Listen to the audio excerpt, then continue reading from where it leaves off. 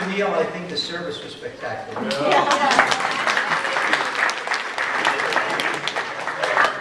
And last but certainly not least, how about the music?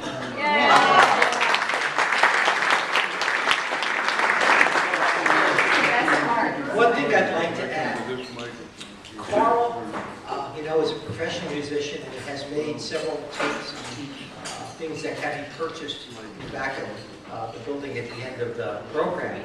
And the best part about that is he's willing to make a donation of a percentage of what he makes from the sale of those tapes and that stuff to Zion Lutheran Church. So, we thank you very much, Carl. Thank you.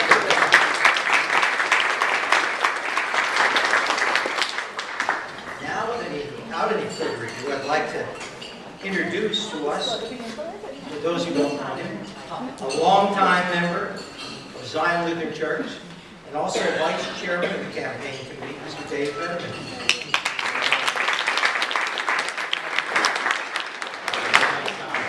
Thanks very much, folks.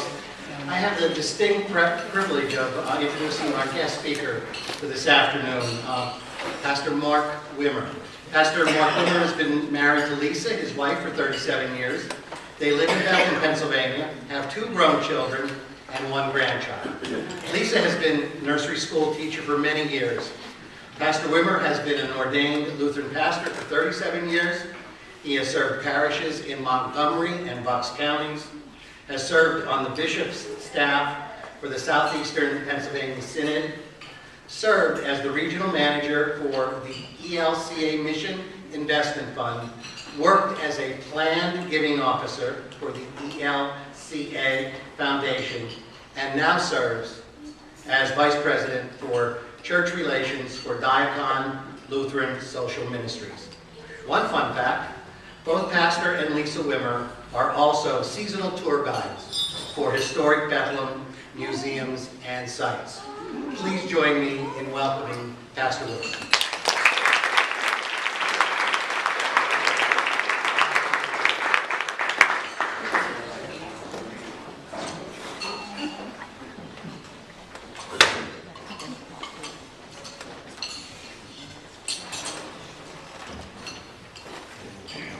Good evening to you all. Thank you for that very fine introduction. It sounds like somebody I might want to know.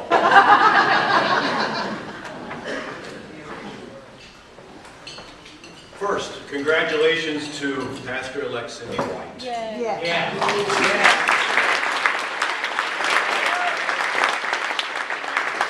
The wisdom of the congregation in their affirming vote to extend that call.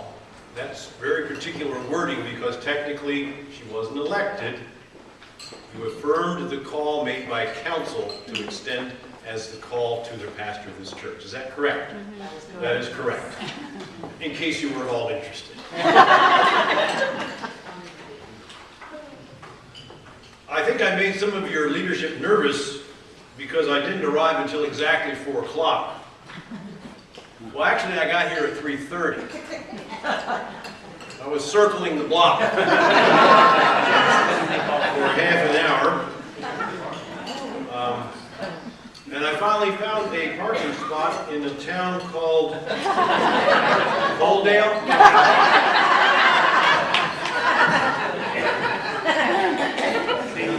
I understand parking is part of the conversation behind this capital campaign. A very wise move. But one major question before I even get started. When is Libby's going to reopen? I've passed by it several times now, and I'm just waiting for the opportunity to come back to, as the Matt Quest said, Tamaqua. Never comes out quite right. The meal was delightful, and I'm grateful for that. I'm always a little bit nervous as to when I do a presentation such as this, where my presentation is sequenced within the evening. Is it before the dinner? Is it after dinner? Which is best? Usually when it's before dinner, people are there watching, looking at their watch, and their stomachs are grumbling, wondering how long this guy's going to take. After the meal, they're looking at their watch, their stomachs are grumbling, they're wondering how long this guy's going to take. And you don't have to agree so loudly.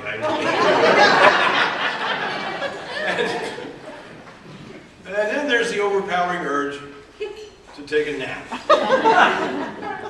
Which I myself will have to fight off, but please wake me up when I'm finished. I also have to note that I forgot my reading glasses. But then looking out over this group, I figured I wouldn't have too much difficulty recruiting a pair. I was at a church one time speaking, and I forgot my reading glasses, and I turned to my wife, who happened to be somewhere in the front, and I asked her to borrow her reading glasses, which were pink. Okay with me. Better than not seeing it all, and it was a memorable event. But I have to say to you wonderful people, this is a first. Not my speaking in public, not a capital campaign presentation, but this. When I have been at churches sometimes, especially in the late summer or early fall, they often will have a vegetable exchange in the back of the church, at which are featured local foods from the local gardens that people will then exchange or sell, and the money goes to world hunger. I always get nervous when the table includes a vast collection of tomatoes. Public speakers get a little nervous about those things. But I have to tell you, good friends of Tamaqua, I have never been to a place where they actually had stones on the table.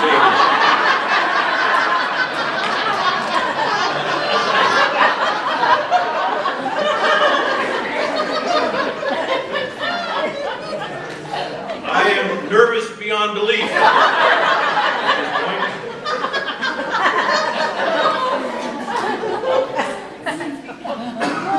I suppose there's a joke about getting stoned in there, but I think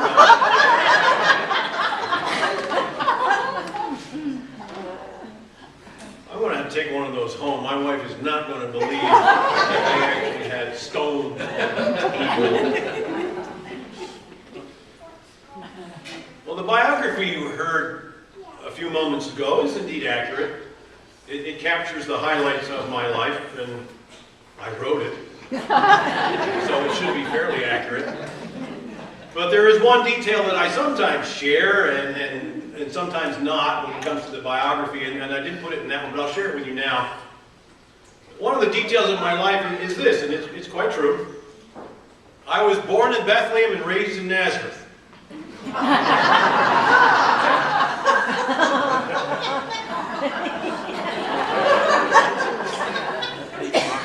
Thank you and good night.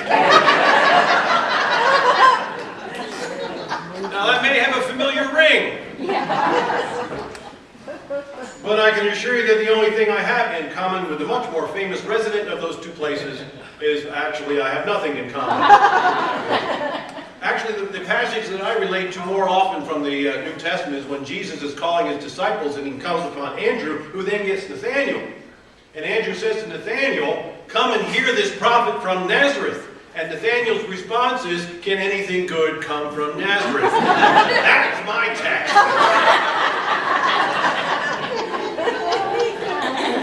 That is my text. And it's always interesting when that comes up in the church's lectionary. My children, who are both grown and have this very twisted sense of humor, much like their mother, when it comes up and it says, "Can anything good come of Nazareth?" their heads just sort of swivel in my direction every year.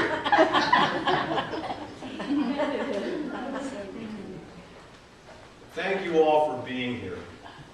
This is a wonderful number of people to be here, especially since you know why you're here. Someone probably will ask you for money. Someone will probably ask you for money. Okay.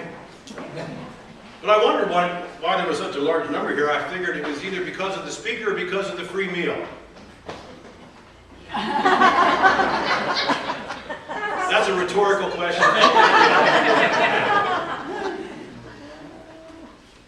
But you are here because you love the church and you love the Lord. Growing to serve and grounded in faith. These words represent the theme of your capital campaign.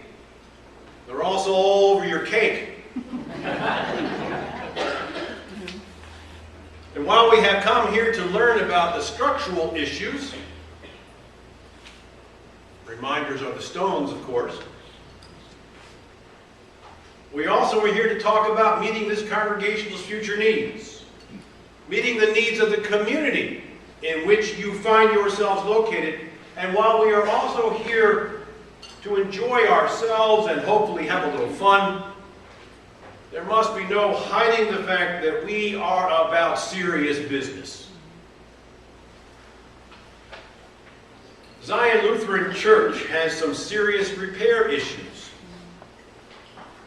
And a review of the material behind this capital campaign reveals that there are structural problems that, if not addressed, will certainly jeopardize the very integrity of the building. I don't think I'm overstating that, am I? No. You've already got rocks falling off. It is a costly project, and you will be asked to participate financially. Other ways as well. But this is also a crossroads with opportunities to focus inward and outward into the community where God has placed you, or both. With a project of this magnitude, it is very easy to kind of circle the wagons and take care of yourselves. It is not an uncommon response at all. But the main focus of meeting this challenge has to be more than meeting your own needs. This is a prayer-filled process, attending to how God is calling you to respond. It is more than giving to a campaign, but also giving in response to what you have already received. Lisa, my wife, as was said in the biography, is a nursery school teacher. She has decided that this will be her last year. She said, getting down on the carpet is not the problem, it's getting back up.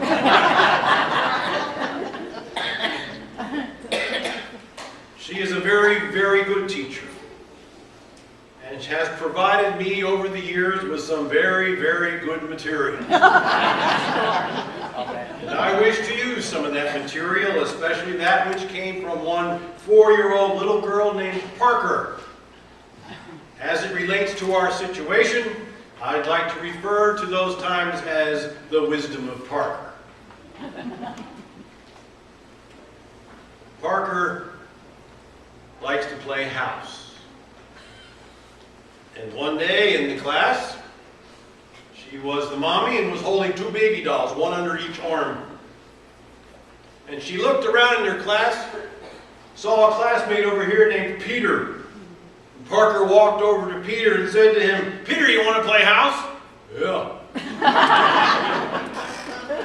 And she said, "Good, you can be the daddy." And with that, Parker took one of the baby dolls and thrust it right into Peter's chest and said, "Here, can you take some responsibility and take care of one of these?"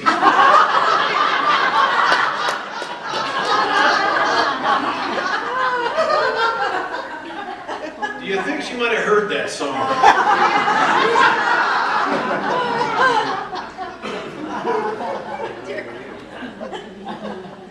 Response and responsibility are very closely connected.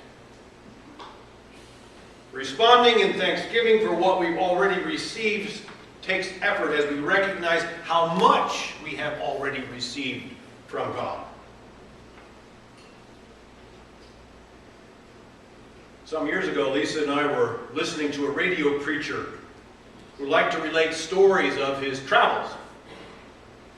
And one story dealt with his travels to the great Northwest part of North America.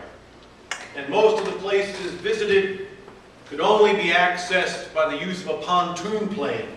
You know, the type that are outfitted to land on water, not necessarily on land. Save one takeoff was particularly difficult for whatever concerns were happening, meteorological or whatever the issue was. This particular takeoff of the river was really quite dicey. The plane just couldn't get altitude enough to lift off the surface of the river. And it finally did gain just enough altitude off the face of the river, which was good because the river turned 90 degrees to the right at that moment. They gained just enough height, but they actually brushed the top of trees as they went by. And at that moment, the pilot turned the little plane directly toward a nearby mountain. "Oh, great," they all said. The trees weren't bad enough. Now we're going into the side of the mountain. And they all protested rather loudly. And the pilot very calmly said to them not to worry. Where there are mountains, there are updrafts. And it was so. The closer they got to the mountain, the more altitude they gained until they actually crested the top of the mountain and flew off toward home.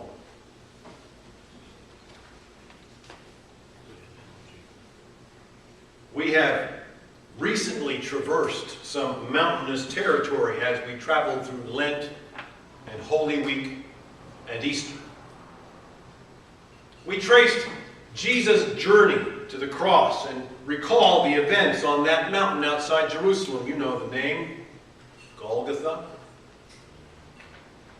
Always looks like a disastrous terrain with darkness and sadness and pain and suffering. But then there is the message of Good Friday and of Easter. And we recall the updrafts of God's message of love and resurrection. And with Christ's resurrection comes promise that around whatever mountains of challenge, whatever mountains of hardship, whatever mountains of anxiety or uncertainty that we might face, that there will be updrafts of God's love around them as well. That's the promise that we celebrate in the Easter season. It is the promise that we remember today. It's the promise that we remember when we look out over our own lives and see the difficult terrains that we have all traveled. Perhaps they were challenging or growth-producing times, or perhaps even very painful times. But we got through them, else we would likely not be here tonight. We did not do that by ourselves or according to our own skills and talents. We moved up and over those mountains because God promised that it would happen.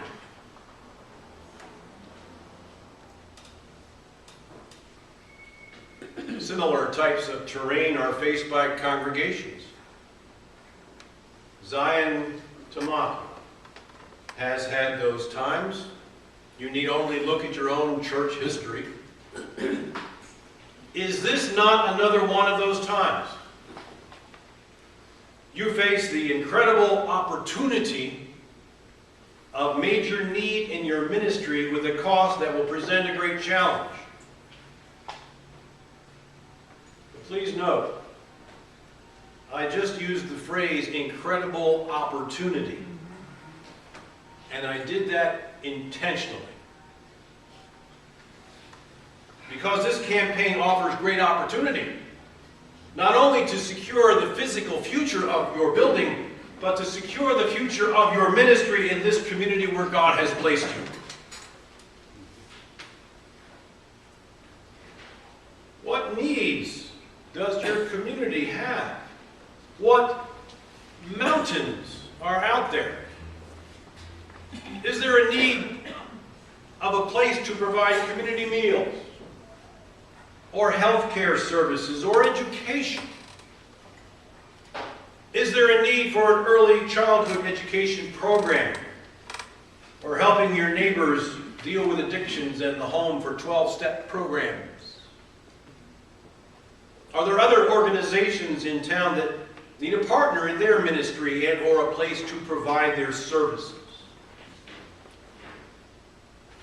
Challenges for which you could provide the updraft.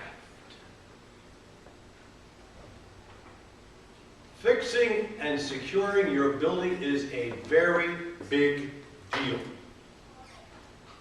But if nothing else changes, and the fabric of the community is not woven into your own garment, if their terrain does not become your terrain, then is God's ministry really being provided? And are God's people really and fully being served? That's a difficult question.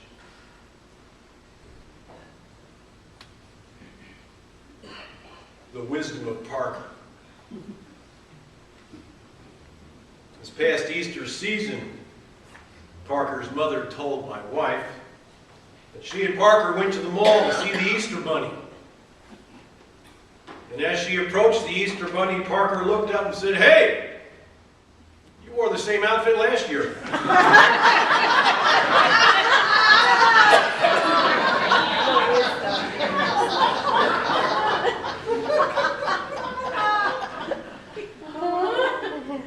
This is all true, by the way. I couldn't write this. The building project that lies before you cannot be just for the ultimate goodness of those who call this their church home, but could and should include all who call Tamaqua their home. For if you do this just for yourselves, then at the end of the project you very well could hear someone say, "Hey, you wore that same outfit last year." They will see that little new has been embraced and the community remains outside the walls rather than inside. Challenging times. The mountains of ministry are always challenging. The capital campaign and all the potential changes that could come with it are no less challenging. But remember, around all these mountains, around all these mountainous questions, around all these mountainous opportunities are updrafts, lifting you up and over into the valley of life and service. God has promised this to be. This is a prayer-filled time, a chance to anchor and pivot. Pivot your ministry focus. The wisdom of Parker. A few months ago, my wife spoke to her class during circle time on the floor. She said to them, "Mrs. Wimmer has a cold, and my voice is not very strong. So today I need you all to be good listeners." And at which point Parker, who was sitting next to Lisa, reached over, touched her arm, and said, "Don't worry, Mrs. Wimmer, we have your back."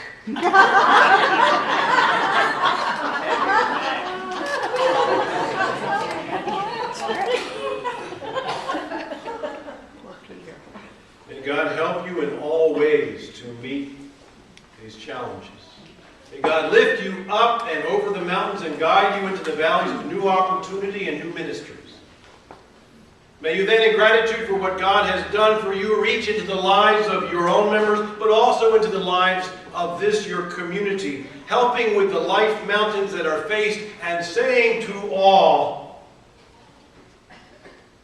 "Don't worry, we've got your back." Thanks be to God. Amen.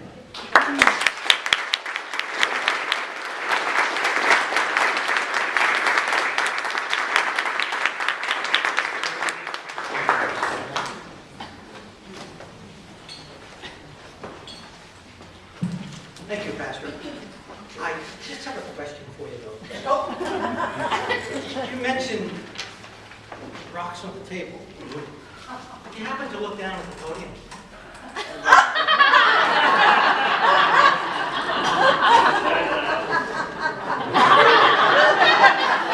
We have your back.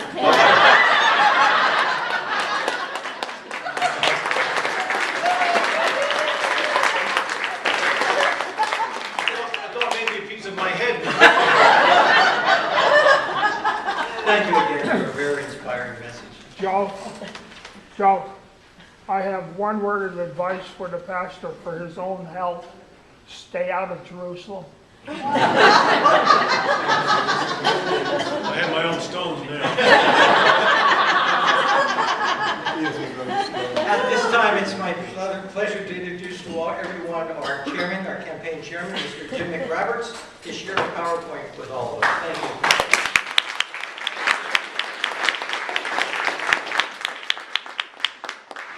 What a hard act to follow. I certainly want to thank Pastor Wimmer for being with us today and sharing his inspiring and humorous words. It was wonderful. That's why they all came, because I promised them levity. You got me instead. Also want to thank the campaign committee. They've been absolutely wonderful. It's sort of like the tip of the iceberg that 12 two-hour meetings are just the tip of the iceberg in terms of the amount of work that they put into it. And the same can be said for culinary. The prep time that they put into preparing for this is just amazing. Second, I want to thank all of you for being here tonight. Your presence indicates to me that you care, and I appreciate that. Third, I want all of you to take your pens out of your pocket and make a correction to your program. I want you to please scratch out the word vicar. And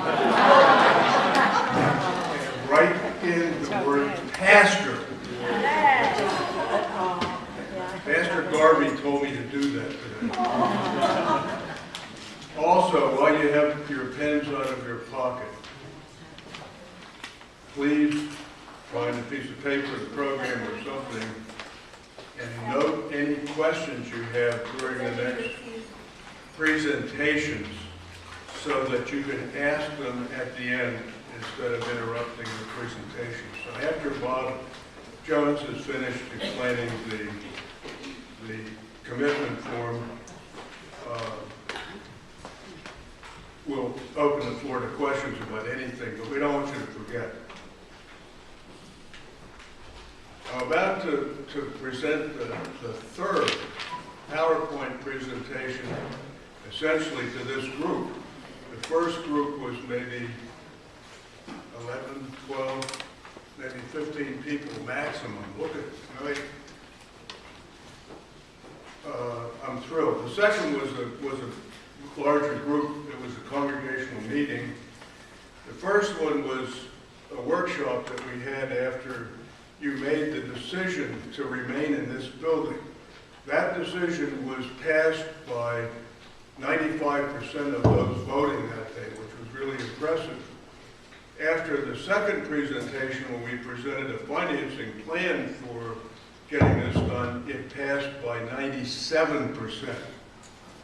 So this is the third presentation tonight, and this is what we're going to talk about, where the rubber hits the road. We need to raise some money. And I will, with George's help, begin that now.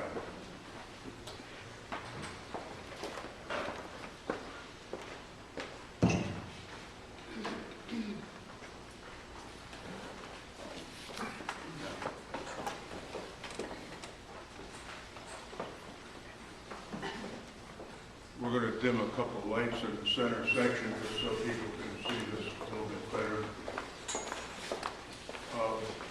The previous slide, George, is that we are members of the Evangelical Lutheran Church in America, the North Penn Synod, and we began our Sunday school in 1875. The church was organized in 1876 and became incorporated in 1899. Once the largest and most active Lutheran congregation in Schuylkill County, Zion is committed to restoring itself as a leading congregation in NEPA. We will continue to proclaim the gospel of Jesus Christ through word and sacrament as gospel members in this community. We seek to be instruments through which God transforms our lives and strengthens relationships within families, within our church, within our community, and the world. You read that every Sunday in the bulletin. You see it posted on the walls all over the church. We have a history of buildings, actually 3 of them. This is the first. We were founded in 1876 on Dutch Hill. If you look to the left side of this, you can see the gravestones from the cemetery up there. Then we moved to Schuylkill Street on my chunk, and this looks a little bit different because there are no buildings along there. Those buildings that are along that bank now are very old buildings, but that building is still there without the steeple on it. In 1916, Pastor George Gebert had an idea that we needed to build a new church, and so he started the process with the assistance of the Lutheran Church at that time to build a new church. This is the floor plan in this building as it exists today. The building was completed in 1948. They worshiped here in this room from 1928 to 1945. If you look at this picture, you'll see on top of the 2 towers there are domes up there. Those are not there anymore. But now we have 3 very serious needs. Pastor Wimmer already talked about this.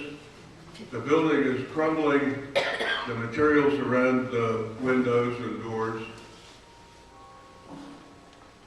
Originally, these areas were intended to enhance beauty and keep water out. Just the opposite has happened now. They turned ugly, but more important than that, they let water in. The water freezes and is very hard on the structure of the building and certainly on the interior walls. Some pretty bad pictures of that. A lot of this loose stuff has been taken down. If you look at it now, you'll see it without those flaking pieces. That one that Joe held up there was one that fell off one day. We decided we'd better get some work on this right away, and so Mark arranged for the Grucci to come and take some of the loose stuff off. But more loose stuff will gather. It's still dangerous.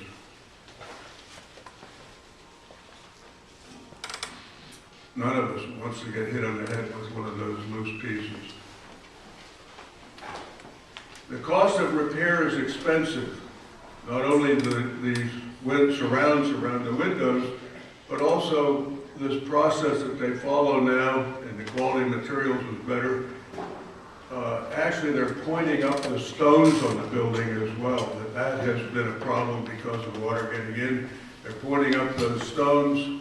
They are washing it, cleaning it, and so we expect, in these new materials, we expect it to last. It's a better investment now.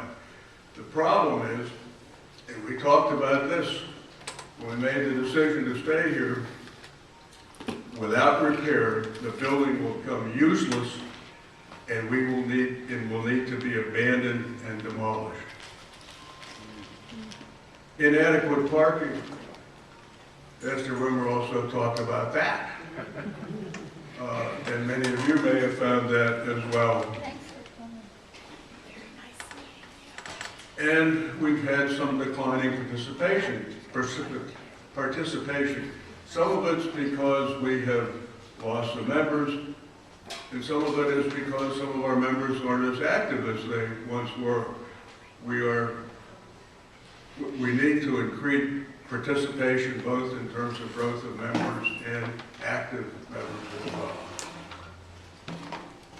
We have 3 solutions that we're working on. The first, repair the outside work. This is the west wall when it was being repaired last fall. We borrowed money from our endowment, which must be repaid. And the Grucci came in and repaired the part from the tower up to the parsonage and really did a marvelously good job on it. and if you look at it today, it looks like the original building. It's beautiful. We need to create parking solutions. We had done quite a bit of work on that. When the building started to fall down around us, we had to sort of back off that a little bit, but we had a realtor, and we got some help, and we got some estimates. And I can't really talk very specifically about that because of the need to acquire some real estate. We don't want, until we see how much money we can borrow and how much money we can raise, we really can't get the realtor back involved and deal with that. I can't talk about it in the meantime, but council is aware of this and we're working on it. We need to promote our church by showing off our towers with lighting and using modern communication. And I wanted to just say about the modern communication, those locator cards that George passed out to everybody, that's one step in that process. That will enable us to know how you as members would like to be communicated with, by telephone, by snail mail, by email. We have redone our web page. We have a page on Facebook. Facebook is an effective, and we have programs that we promote on Facebook constantly. We need to move into the modern age about how we communicate with people. And we need to practice effective evangelism. Some of us may need some training on how to do that more effectively. It both involves evangelism within the congregation, within the group that we have here tonight, as how we relate to each other. That's part of evangelism. And how we meet, as Pastor Weber said, how we relate to people in our community as well. The cost of the lighting is $5,000 estimated. We have a consultant in Ohio who is going to help us do that. So the cost of solutions, $632,000 for repairing the external part of the church, $100,000 for improving the parking situation, $5,000 for installing external lighting, and if we borrow money from the Mission Investment Fund, they are very concerned that we pay it back.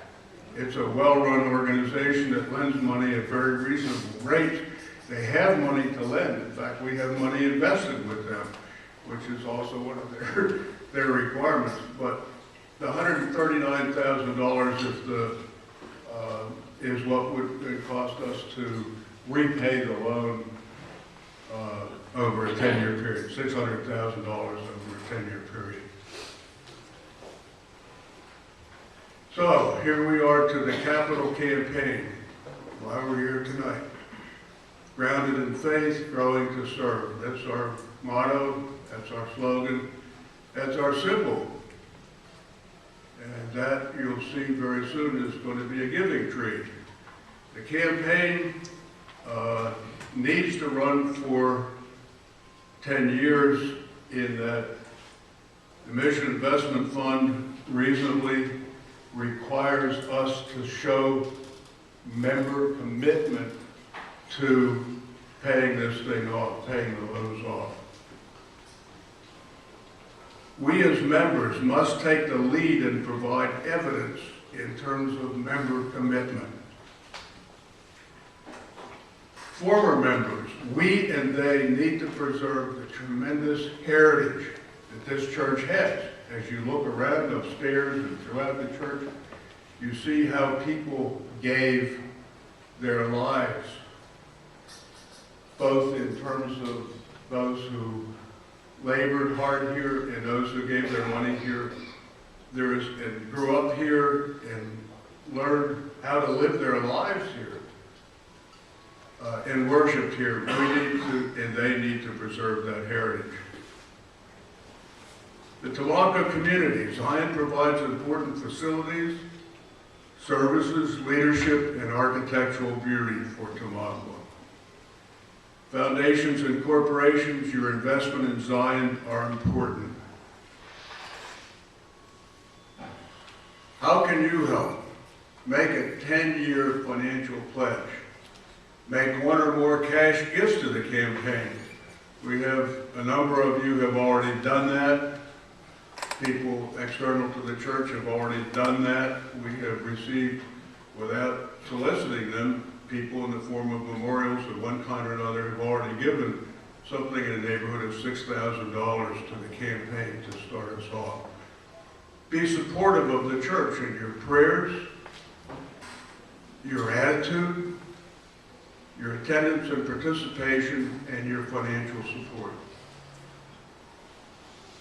We have several ways in which we would recognize, support, large gifts for $100,000.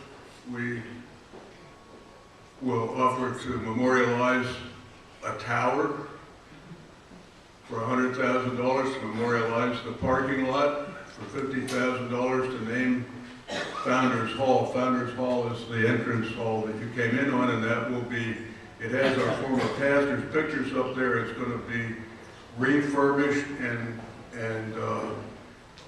a real history of this church in that room. You can memorialize the giving tree for $5,000 and name a pew. We'll put brass plaques on pews for $5,000. This is the giving tree. It will be installed upstairs in the gathering room. We expect toward the end of this coming week or thereafter shortly. It's ready, it's finished. It's a matter of scheduling the installation.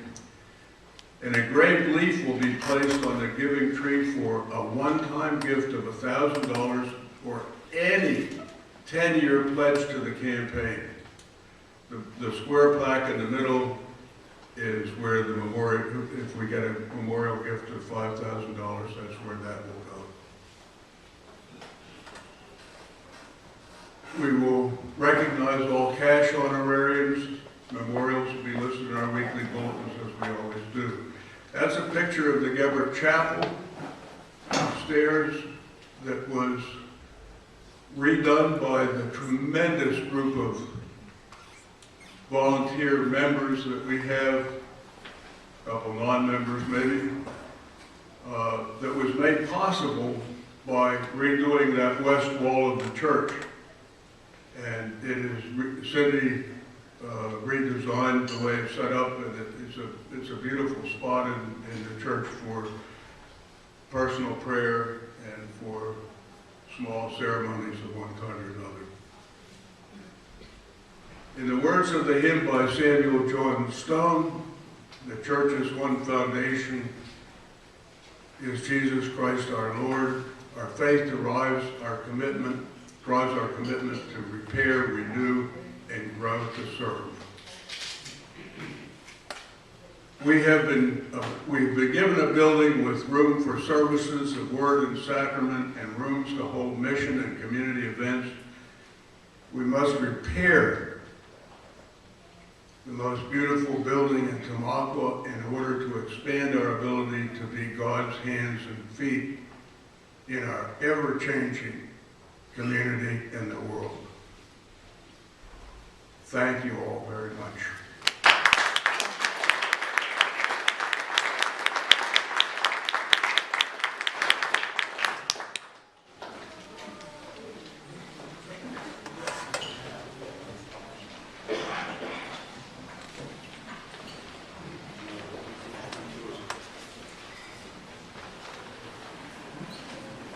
Thank you, Jim, very much. The next introduction I have to make is our council president, Frank Rudy. I got to meet Frank, a couple of years ago. Ever since I've known Frank, he's been very, very quiet. For those of you who don't know, Frank does travel a lot, has a lot of responsibility because of work. I heard a story about him I'd like to share with you.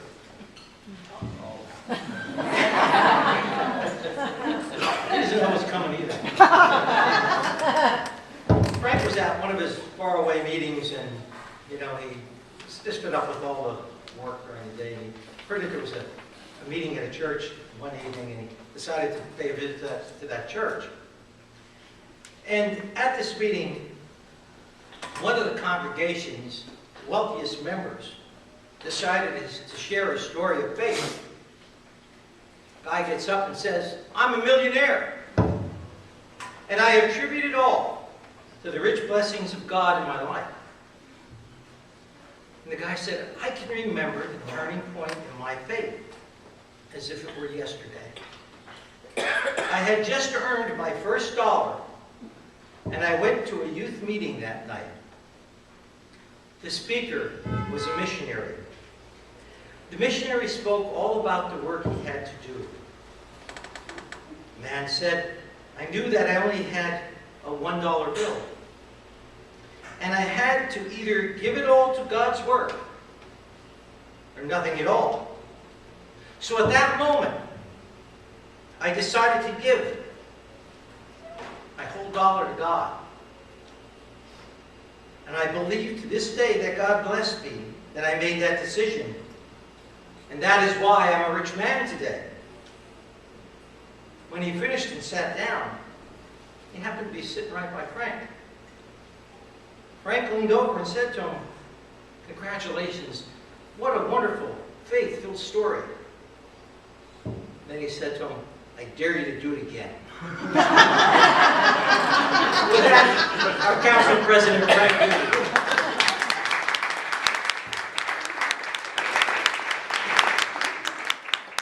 Thank you, Joe. I don't have the oratory skills of our speakers this evening, so I promise you I'll be relatively brief. But earlier, Pastor Wimmer referred to someone. Well, I'm that someone, and I'll be asking you for money. I want to go back to a year ago when our planning committee first presented our findings to the church, and we voted to stay. Thank you. Then we went down that path a little further, and we talked about we need a capital campaign if we're going to stay. We approved the capital campaign, and the church voted overwhelmingly, yes, we want to do it. Thank you. And once again tonight, thank you for being here. It is appreciated. We're off to a good start. We've already received gifts and memoriams, as Jim had mentioned, the amount of $6,000 to get us started. But this is just the start.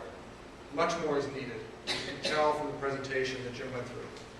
We need your financial support, and it starts here tonight with us. You'll be asked to provide financial support. It is certainly a personal and prayerful decision. We are blessed with a beautiful building and wonderful people. This congregation has done a lot in this community, and it has more potential. With your support, we will continue to achieve what God has intended for us. Along with not being terribly comfortable with public speaking, also comes along with not being terribly inspirational. So for inspiration, I looked somewhere else. And it came from 1 Corinthians. The simple message, God's temple is holy, and you are that temple. We are intertwined with this building. This building is intertwined with this community. We are here for many reasons. Some lifelong members from birth, others more recent, like myself. My family joined here 4 years ago. It didn't take very long for Rochelle to find me and say, "Hey Frank, would you consider serving on church council?" And I did pray about it, and I decided to do it. I was very nervous. And so as I'm thinking about it, what exactly am I getting myself into? So I went to Mr. Taylor, and I started asking lots of questions. What's expected of me? And he said something that really stuck with me. He said, "Frank, slow down. The work will come, but it's a two-way street. It's not what just you can give, but what this church can give back to you." And thank you, Mr. Taylor, for those words. They've always stuck with me. So we're here for a reason. Pastor Wimmer certainly talked about it. Mr. Jim talked about it. And we're here not just for the legacy of this church, but for the future of this church and what we can do for the community. So I'd ask you to certainly be thoughtful, but absolutely be prayerful. Think how you would like to support our campaign. So once again, I thank you. And I also want to take one last moment for all the folks who have done so much to bring us here tonight. All the volunteers. Thank you so much.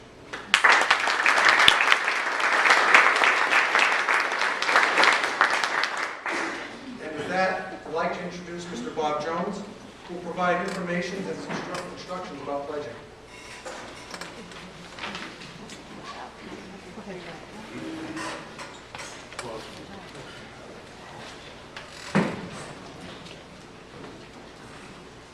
Before Bob gets into the serious part of the matter, I just want to say a few more things also.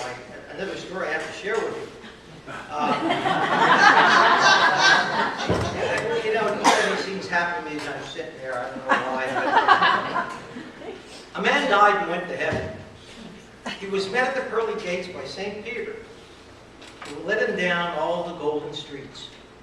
They passed stately homes, beautiful mansions, until they came to the end of the street, where they stopped in front of a rundown cabin.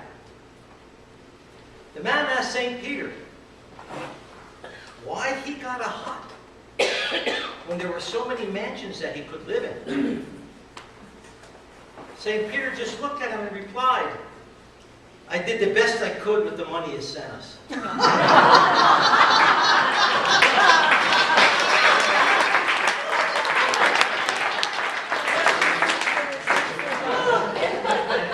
And again, this is unscripted, and this is Stay up there all the this is very Oh, don't encourage him. I never believed Joe was so vociferous. You know, Bob and I were talking yesterday, we're working in the kitchen, and you have a very good plan of dedicating this and that and the other thing, right, for donations and contributions to the fund. And when the rocks were going to the tables, Bob happened to pull this one out, and I said, "Wow, Bob." I said, "What do you think?" We put our heads together and we thought, this is a one-time offer. We'll have until the end of the program to take advantage of this offer. And realize now, please, council doesn't know anything about this, the committee doesn't know anything about this, and don't hold Bob to blame for this. This is my kind of doing. But this was such a big part of the building that what we thought was, if somebody tonight can donate half the cost of the program, we will see that we get the sandblasted with Bishop Heiser's signature on it. And knowing that we are willing to pull out all the stops. And I know there are a few people like me in this audience this evening. Whoever would decide to pledge the entire amount, we will do whatever is in our power to get the same thing sandblasted by the Pope.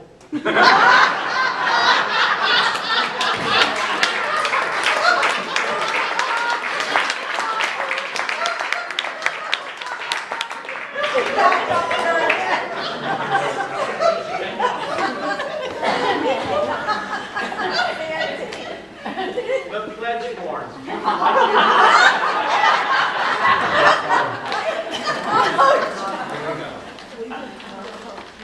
Prayerfully consider this throughout the week. We would like these returned next Saturday evening to the next Saturday evening service, if you're attending that, or the Sunday service. Pretty simple, straightforward. We broke it down into different contributions. We also have at the bottom, if you want to give above and beyond the $42, for the $42 a week, you can pledge more there. You want to make a memorial honorary gift, there's a space for that. You want information on wills. We talked about it, we don't have anything definite. We want to see people, if we get enough of these responding about leaving something to the church in your will, we would get someone here to talk to us about wills and, find out how we can do that. But the money, yes, Pastor Wimmer, you're right, we are going to ask for money. The money we pledge to this campaign is a commitment to the necessary repair and restoration of our church. And let me emphasize, this is above and beyond your weekly giving. We still need the weekly giving to repair the bills. We still need the building fund envelopes, the energy need envelopes. We still need the envelopes filled out. The whole pledging is above and beyond. Mission Investment Fund. We did submit a loan application to the Mission Investment Fund last year.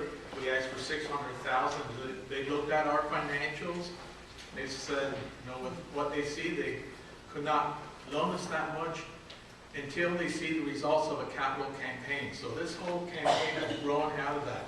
Mission Investment Fund will support, they will respond to our loan request. But so the ability for us to secure this loan is dependent on the commitment we are making today and over the next few months and years.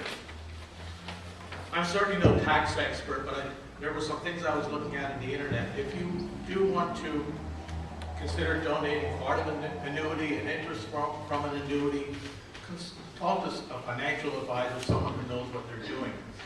There is something called a qualified charitable distribution. Yes. This is people age 70 and older that can donate their IRA annuity, and it goes directly to the church as a form that, the IRS has a form, you have to comply with that, the church issues a letter, and it goes directly in and is tax deductible, and it does not affect your gross income or your adjusted gross income. But if you're looking at making a big commitment, talk to a financial advisor, talk to someone who's on the campaign, and we can help you with that. So anyway, so our job over the next week is to consider what we want to do, what we want to pledge, and make a commitment to your church. So thank you.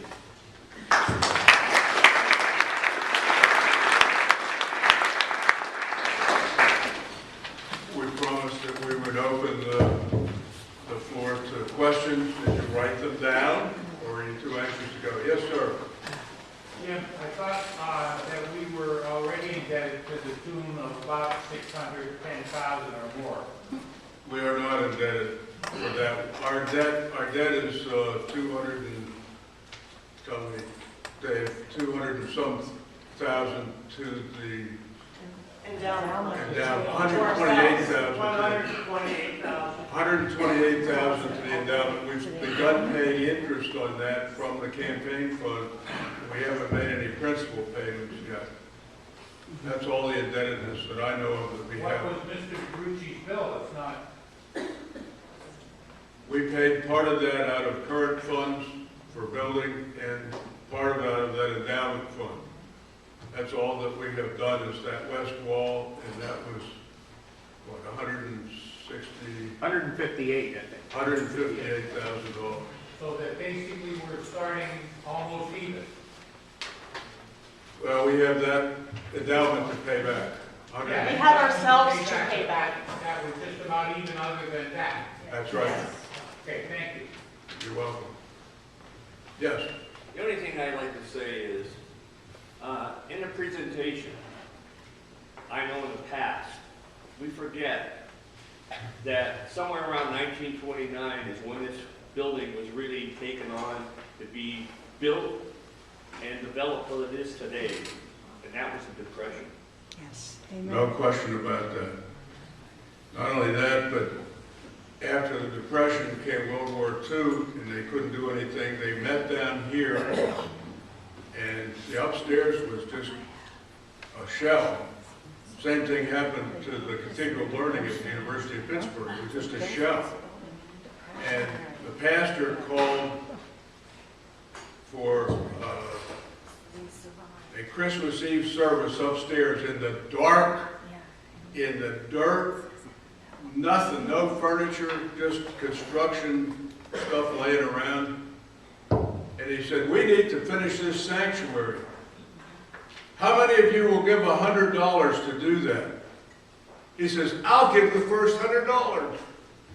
In a year, they finished that sanctuary. Paid for it, no loans. They just did it. Then they had two other campaigns after that to finish the gathering room and the Sunday school rooms and the offices upstairs in the library. And it was all done without loans, because back in those days, you didn't borrow money for anything. They borrowed money to buy stocks, and you know what happened to them? They jumped out of windows. And that got around it, so people didn't borrow money to build buildings or anything else in those days. We have on the table in the back, a wicker basket back there. This dinner was provided for by our own people and by Thriving, paying some bills for the purchase of the food.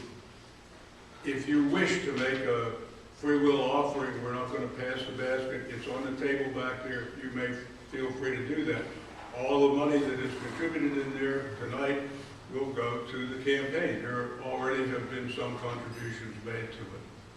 Other questions? Yes. Considering the undertaking and remembering the Reverend Father Martin Luther, how many people have ever read his 95 Theses?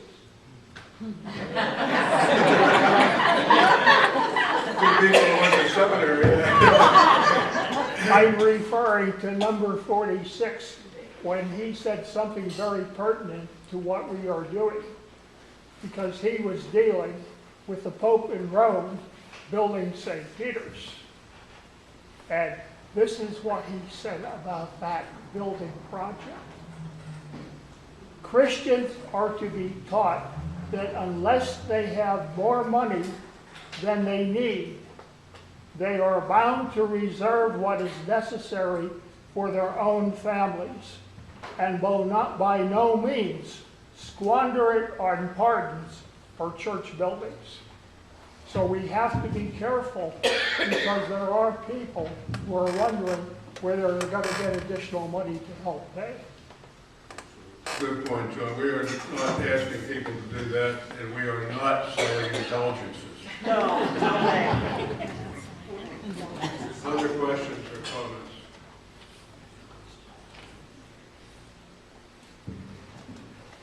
One thing I forgot to mention before was that every member of the campaign committee made significant contributions to that PowerPoint presentation, and I really appreciate that.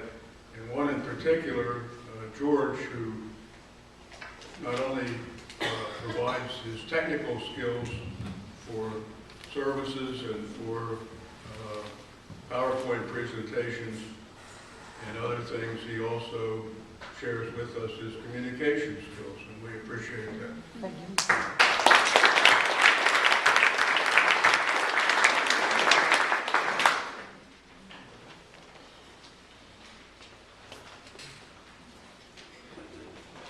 Me again, please don't be mad, I'm just following the program.